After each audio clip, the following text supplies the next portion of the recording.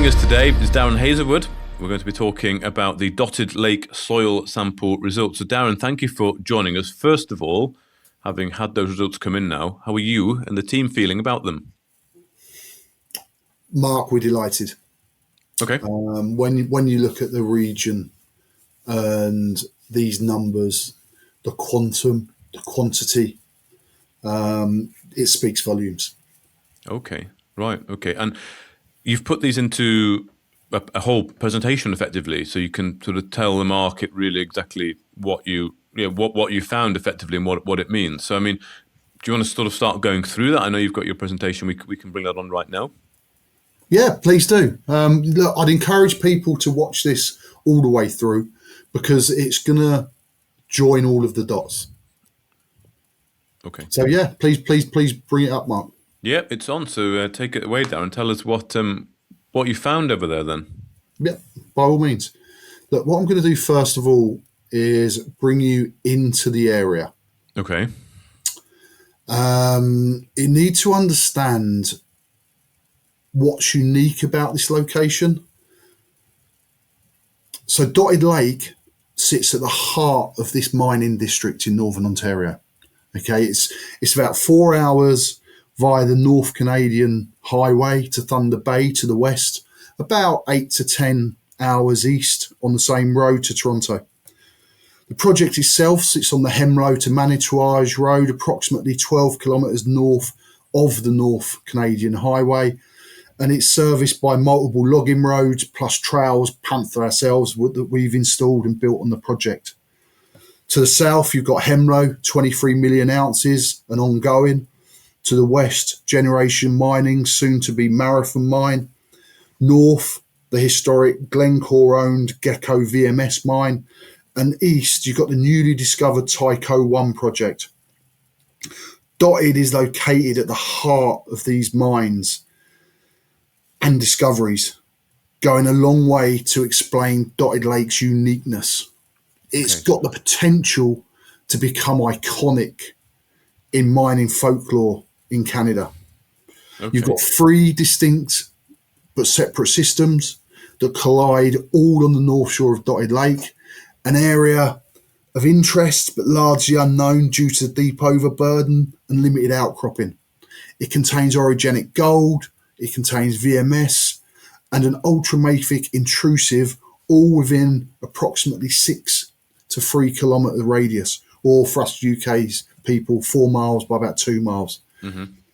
The soil anomalies in this region are known to be fantastic pathfinders.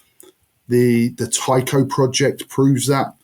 And Dotted soils are off the scale for their quantum and quantity in this region. I'm going to show you what we already know and how we are breaking this puzzle down. It's worth mentioning in the top corner is the average concentration of nickel and copper in soils in this region. That's 30 parts per million copper and 40 parts per million nickel. And that's in this mining region. That's not sort of random, people's gardens, etc. That's the sort of average in district, in the mining district. It is, yeah, and it's worth pointing out as well that zinc is around 30 ppms, and to get anomalous zinc in such high vegetative areas is it is rare. But you'll see this on the next chart actually. Okay. So what I'm showing here. I've used a relatively high cutoff grade for each commodity. Otherwise, we'd be running into a couple of pages here. GT, you can see here GT resources results, and they're all shown in parts per millions. Mm-hmm. In copper, in nickel, in cobalt. Now, GT didn't intersect zinc, but that's because we believe we've got VMS on this. In this area, okay. whereas GT were slightly different. Mm-hmm. GT have made multiple discoveries along the Tyco belt on the back of these soil numbers. Now, when you do your direct comparisons here, it's Dotted Lake is simply off the scale. I've also included for lake sediments the Generation Mining Marathon mine site. Now that was discovered largely off of these two copper lake sediment samples from the late 1990s, and if you look here how comparable Dotted Lake this soil program's proved on copper, then you could understand the excitement internally. I've included zinc due to the VMS prospectivity that'll shortly become clear. And the only logical conclusion now at Dotted Lake is that there is a bedrock source within the Dotted Lake project. Okay, so these numbers that we're seeing here, are they in order of values in left to right? It's basically the high to low numbers. Is that effectively how that's been organised? Okay, right. That's right. For instance, copper, we have more in the low hundreds, below 107, but it didn't make the chart look very neat.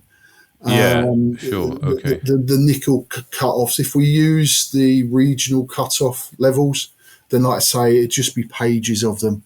It really is quite an extraordinary result. And if we're seeing there then GT resources, if we're making that comparison, you can obviously see that their highest there for the copper is 891 versus your highest for the copper 1,665. I mean, how can you compare GT resources to Dotted Lake in terms of its deposit, its economic viability, extraction, or is it too early to say this? Is this just sort of saying you've got more than what they have, or as good as, or what's this sort of saying? Because soil sampling is a very early part of exploration, isn't it? Well, it is very early, unless you're also drilling. So we've combined the soil program with a drilling program that we await the results. But I think what's most interesting here in terms of the copper is not maybe getting the highs, but it's the quantum. If you look at the GT numbers there, remember this is over 20 kilometres. Dotted Lake is in a very confined area, so perfect for an ore discovery. Now, GT in this area, for instance, they've got 891, 725, 519, 335, all highly anomalous, but there's 4 of them. And then we drop down to 153. Now, if we started from 153, which we have a 153 within our program, look how many numbers are above 153. Mm-hmm. It's quite extraordinary. Remember, this is over 20 kilometres. This is over approximately 5 kilometres. Okay. We've got a huge concentration of copper, nickel, cobalt, zinc in a single location. Well, how do you begin to understand then these numbers, what they really mean, and interpret the data really and understand what it means on the ground? Look, that's what I show you actually, Mark. If I bring you into the historic map of the area, so what we're showing here is the ultramafic intrusions that's been interpreted. Now our drilling is going to change that. But at the moment, you've got 3 systems on Dotted Lake. You've got ultramafic intrusive, you've got VMS, and you've got orogenic gold. Why that's significant is if you look at all of the initial map that we touched on, you've got VMS system in the Gecko mine, you've got orogenic gold, Hemlo, and on GT resources, you've also got the ultramafic intrusions. And at Dotted Lake, we've got all 3 of those combining. But what I'm going to do is run through the 3 different systems and how we're breaking them down. But first of all, just showing you on this, as I say, it's an interpretation, this map, before we drilled. We know the shape of this map will change. But what I want to focus on is this area here for the ultramafic intrusion, because this is where it comes to surface. And you'll see what happens. And also this area here, because it comes back to surface here. But first of all, I'm actually going to touch on the VMS potential and what we're seeing there. So I'm going to lead you into the copper results on their own. And this is where we start talking about individual systems. So I like VMS systems. They're critical minerals dominated, but they also have a very pleasing precious metals credit via silver or gold. They tend to cluster. And remember, we're not far from the Gecko mine. But let's focus on the clustering here first and the VMS potential. So in VMS systems, you generally are zinc, copper, silver, and sometimes gold dominated. And we're focusing on copper, and you get 4 distinct areas. 1, 2, 3, 4. And just stay with me on this map. The next map, I'm going to show the anomalous zinc. And this starts to narrow down the VMS potential. You've got very anomalous zinc here, which overlays exactly where the copper was. And look, you've got another area here of anomalous zinc, where the copper was also anomalous. The third is silver. Again, look where the silver clusters, right on top of the zinc and copper, right on top of the zinc and copper. So you're starting to break the systems down. So we know from our drilling, the hole 1 that we released, that we hit a VMS system here. However, we hit a splay, and the splays tend to go out their absolute maximum of 2 kilometers, but generally are only over a few hundred meters. And look at the clustering that we've talked about in this area of copper, zinc, and silver. Mm-hmm. Now, interestingly, you've got a regional fault that runs down here, Mark, but it's not clear on this map. But over here, we have what they call a fair service show. Now, that's very famous in Canada. We don't actually own it. But again, it's a splay. It's 12% zinc. But look, it's the other side of the fault, and it sits within a recognised distance to this clustered area here. So again, this could be a splay off of there. So you're potentially looking at 2 VMS systems just off of this one program. Incredibly exciting for us and where we're at. But look, let's move on now and let's look at the ultra mafic. So the ultra mafic, what we'd be looking for in an ultra mafic is nickel and cobalt. And look, if you look on this map where the nickel is, it hasn't disappeared, but there's no clustering in this area we're looking for. There is a little bit of clustering here. This makes the Lansom Lake area interesting. So, but look at where the nickel clusters at the very point that the ultramafic system comes to shore. And it's doing the same on this side of Dotted Lake. And we know this ultramafic system runs under the lake. These are extreme numbers. Now, we also know from the RNS that we've released that we've got interesting mineralisation in the core that we've seen, and that was just testing the gabbro to the serpentinite. Let's go one more.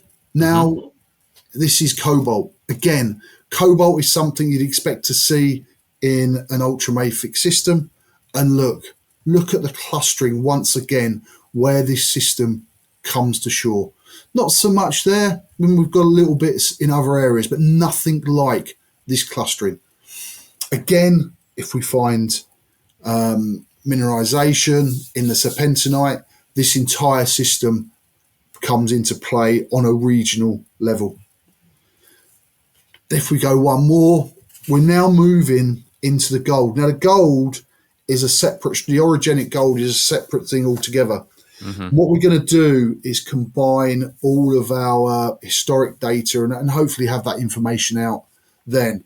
You're seeing gold clustered in these VMS areas. So remember, VMSs, they're hydrothermal systems, and they could have gold within there, and it's clustering. But we've got gold in large sways, but we know that we've got faulting. We know that we've got gold coming from the north, northeast, north and southwest. We've got structures that actually up here that First Class Metals are playing with. Some of their pictures are very encouraging for gold. Well, they run for kilometres through Dotted Lake carrying gold. But the gold is so widespread in this process that it would confirm the likelihood of an orogenic gold system. Again, extremely encouraging. And the final slice, to be honest, Mark, this is the copper, zinc, silver anomalies. Again, highlights this clustering effect that we've talked about. Mm-hmm.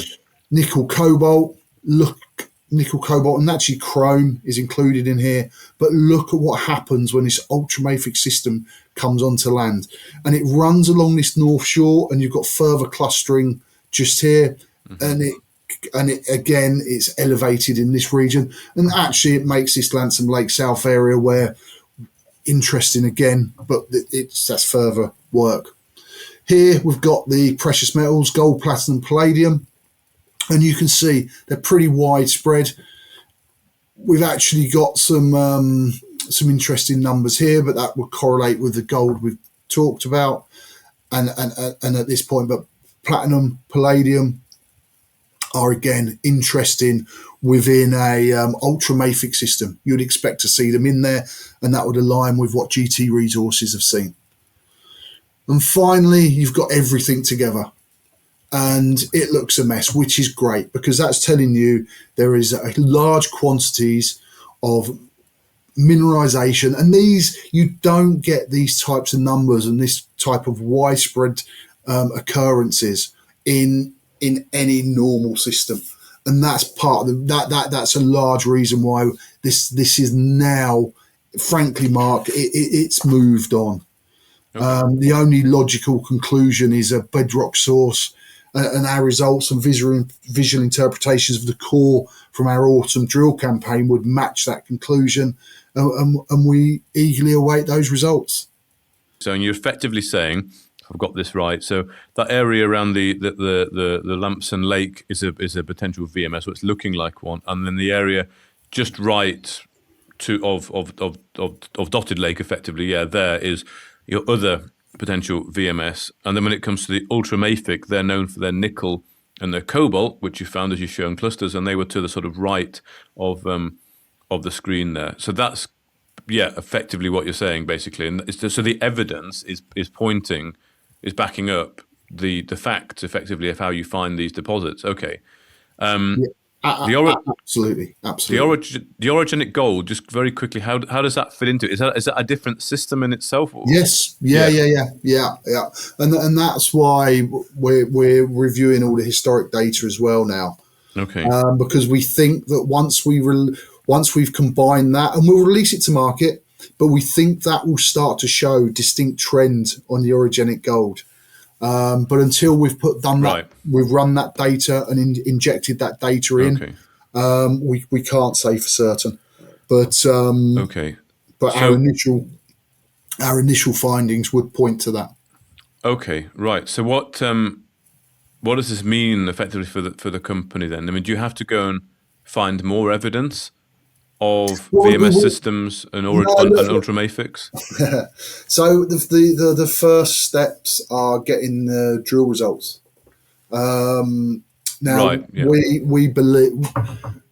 We believe this is a bedrock source. We know that we've got gold in bedrock. We've already proved that. Now, the holes 2 to 4 were between the gabbro and the serpentinite, the ultramafic intrusive body, and we're drilling into that. Now, what we're looking for is mineralization in that core. If there is mineralization in that core, our world changes. We're not necessarily looking for, it would be nice, not necessarily mineable grade, but just mineralization. Because what it's doing is it's showing that the serpentinized body, which is big, you can see the length of it on here, is such that the odds have moved substantially in your favor of making an economic discovery. So the market can effectively await those all-important drill results coming soon. What would that mean? Of course, you've got your CSE listing coming up as well. What do you think that means when you can start communicating those results and what we've discussed today to the Canadian investors? Well, look, we've moved this project on from an interesting location to a significant exploration project with regional potential. The Canadians understand exploration; they know their stuff. A location which is broad enough and wide enough to contain multiple deposits, but is orogenic gold system, is a polymetallic VMS system, is an ultramafic mineralized serpentinite zone. If the drill core comes in, all within sort of 3 by 5 kilometers, it makes it a company that has a unique offering to Canadians, to the Canadian market, in a location and an area that's very well known to the Canadians. So it's exceptionally positive for us and for this listing process, Mark. Okay. Well, thank you very much for your time. Darren Hazelwood, CEO there of Panther Metals. Thanks, Mark. If you enjoyed this interview, then give us a thumbs up, a like or a retweet. Subscribe to us on YouTube or follow us on Twitter and hit that notification bell to be the first to know when we release new content. There's loads of great content on our website too, across all our programs at stockboxmedia.com. Thank you for watching.